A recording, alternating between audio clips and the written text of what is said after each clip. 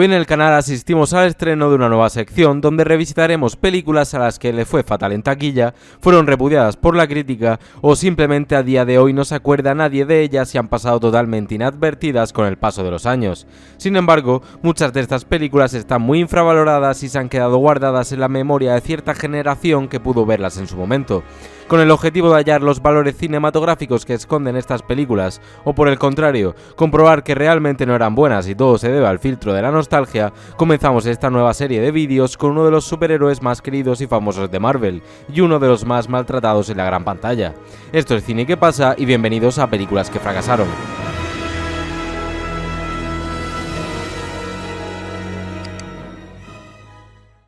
Un poco de contexto.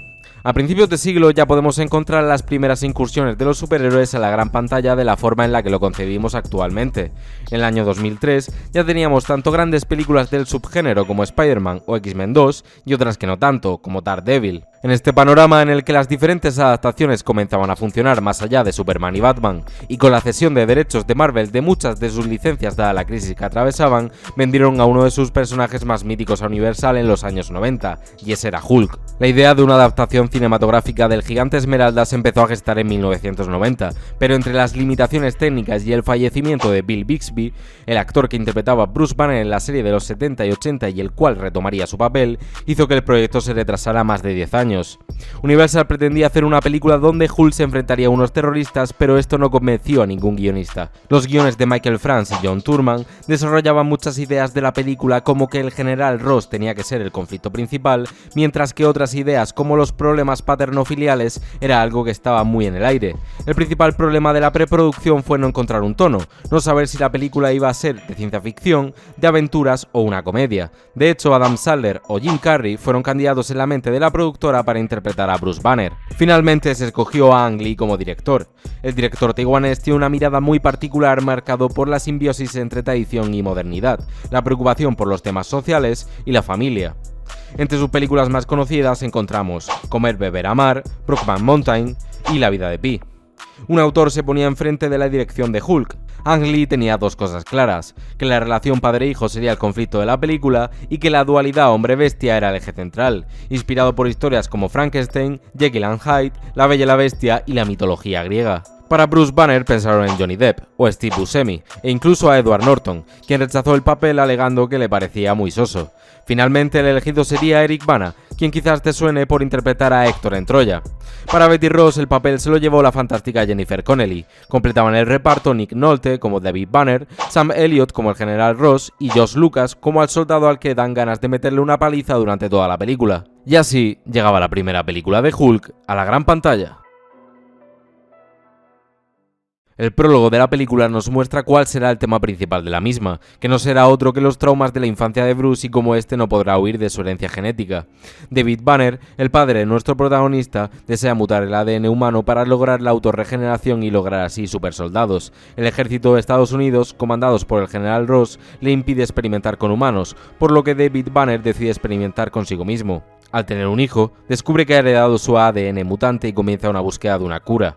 El general Ross se acaba enterando de dichos experimentos y cancelando el proyecto, y David Banner en un ataque de ira provoca una explosión gamma en la base militar e intenta asesinar a su propio hijo al considerarlo un peligro para la humanidad. Pero accidentalmente mata a su mujer y acaba siendo apresado e internado durante 30 años. Damos un salto a la actualidad y es cuando nos encontramos con Bruce Banner, el cual no se llama Banner sino Krensler, por sus padres adoptivos. Se ha convertido en un científico e investiga la energía bionuclear y los llamados nanomeds con el objetivo de conseguir la regeneración, al igual que su padre. Y mira, Stan Lee y Lou Ferrigno, el que hacía de la versión de Hulk en la serie de los 70, haciendo un cameo como guardias de seguridad. La película se toma su tiempo para presentar y desarrollar a cada uno de los personajes. Tenemos a Bruce y a Betty, quienes ya han tenido una relación pero que no fue bien por la incapacidad de Bruce de expresar sus sentimientos, la mala relación de Betty con su padre, el general Ross, un hombre obcecado por el trabajo, Talbot, un militar con mentalidad de tiburón que quiere vender las investigaciones de Betty y Bruce para su uso militar, y David Banner, quien ya ha salido de su encierro y se ha infiltrado como conserje en los laboratorios para acercarse a su hijo. Uno de los compañeros de Bruce queda en peligro al intentar arreglar la máquina de radiación, pero esta sufre un fallo y Bruce se pone en medio recibiendo una brutal cantidad de rayos gamma y nanomeds, combinándose con su ADN alterado. Es bastante curioso que a pesar de ser Hulk uno de los personajes más conocidos en la cultura popular, esta es la primera y única vez que hemos visto los orígenes de este personaje en cine. Ni en el Hulk de Edward Norton ni en el de Mark Ruffalo, aunque sea el mismo, han tenido la presentación de sus orígenes, pero bueno, sigamos. Bruce se desmaya y Betty se queda en shock, pues tal radiación debería haberlo matado, pero se encuentra como una rosa. David Banner le dice a su hijo su verdadera identidad y aprovecha para robarle una muestra de ADN. No es hasta casi la hora de película que vemos la aparición de Hulk, y no se trata de una aparición épica o en la que tengamos una gran secuencia de acción, sino una en la que Bruce Banner sufre y tiene miedo de lo que está pasando. Ang Lee aprovecha para que padre e hijo se vean las caras, porque esta versión de la masa verde va sobre el pasado y el legado de nuestros progenitores. Tras el desastre en la base científica, el ejército liderado por el general Ross no tarda en tomar el control de la situación y presionar a Banner. Encerrado en su casa y custodiado por los militares, Betty investiga mientras tanto al padre de Bruce, el cual ha modificado genéticamente a sus perros para convertirlos en perros Hulk. Ante el inminente peligro que esto supone para Betty, a Bruce no le queda otra que actuar, pero aparece el rubio menemista para romper las pelotas. Bruce se convierte y deja a Talbot inconsciente y se va en busca de Betty, y ahora sí, tenemos la primera secuencia de acción de la película.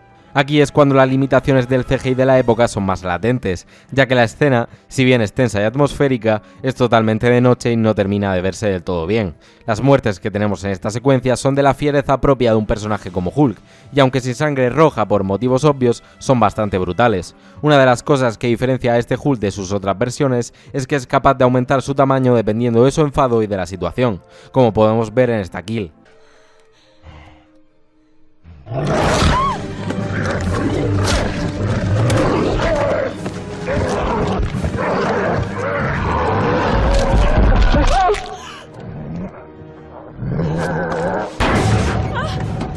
Betty decide llamar a su padre a escondidas y finalmente capturan a Bruce para hacerle pruebas en una base militar subterránea. A pesar de que el general Ross acepta que Betty ayuda a Bruce a superar sus traumas, considerándolo la razón por la que se convierte, Talbot toma el control y el gobierno acepta experimentar con Banner para conseguir supersoldados. Como era de esperar, esto acaba en desastre. Hulk aparece, Talbot muere por su propia ambición de volverse rico y Hulk escapa. Aquí es cuando vemos a este Hulk en todo su potencial, escapando libre por el desierto mientras es perseguido por el ejército estadounidense en su intento fallido por atraparlo.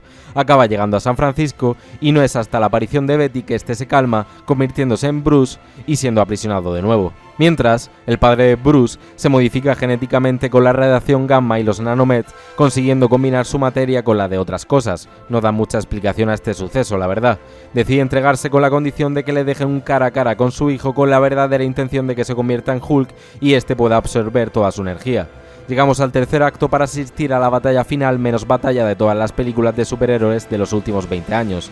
David Banner muerde un cable eléctrico y absorbe toda la energía de San Francisco, convirtiéndose en un ente gigante que es teletransportado por un rayo junto a Hulk a un lago random de por la zona. Ahí comienza la pelea de masas en la que, al absorber toda la energía de la zona, acaban congelados en el lago.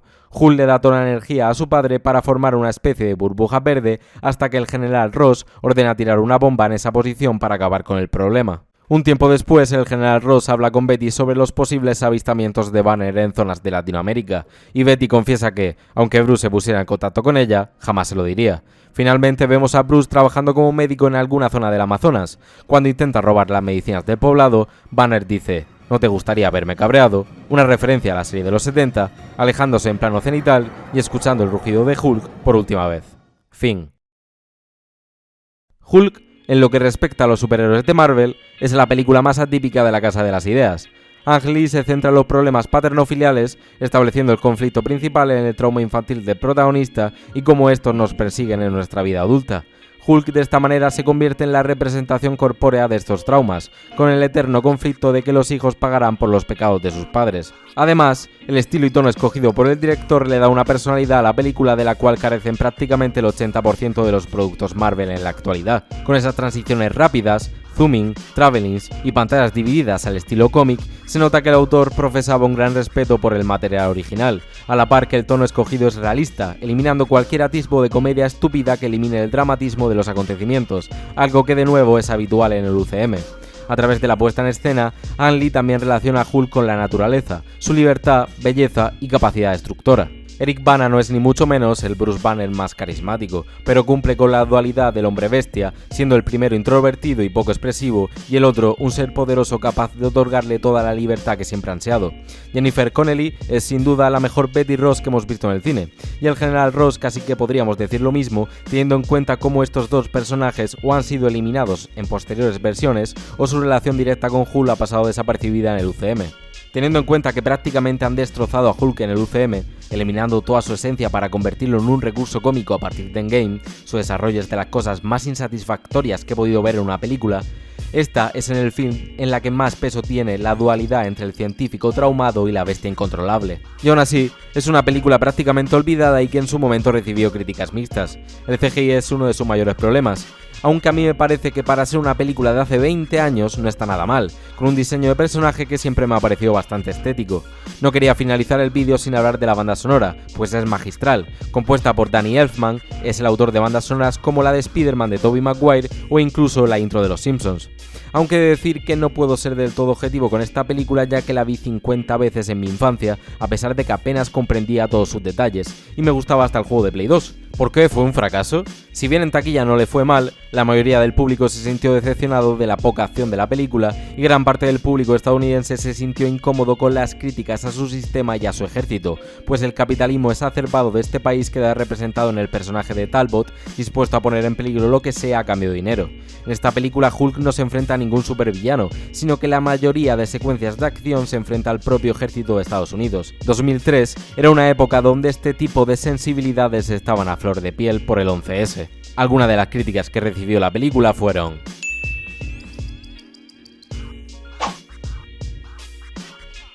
si bien otros muchos críticos entendían el carácter autoral de la cinta, para la mayoría sus ambiciones no eran aptas para el género de superhéroes. Hulk, la de 2003, es una película irregular pero diferente, interesante, intimista y sin duda, infravalorada. Conclusión.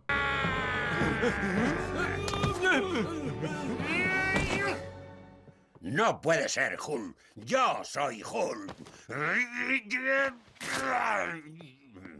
Por favor, usted no se transformaría ni en Bill Bixby.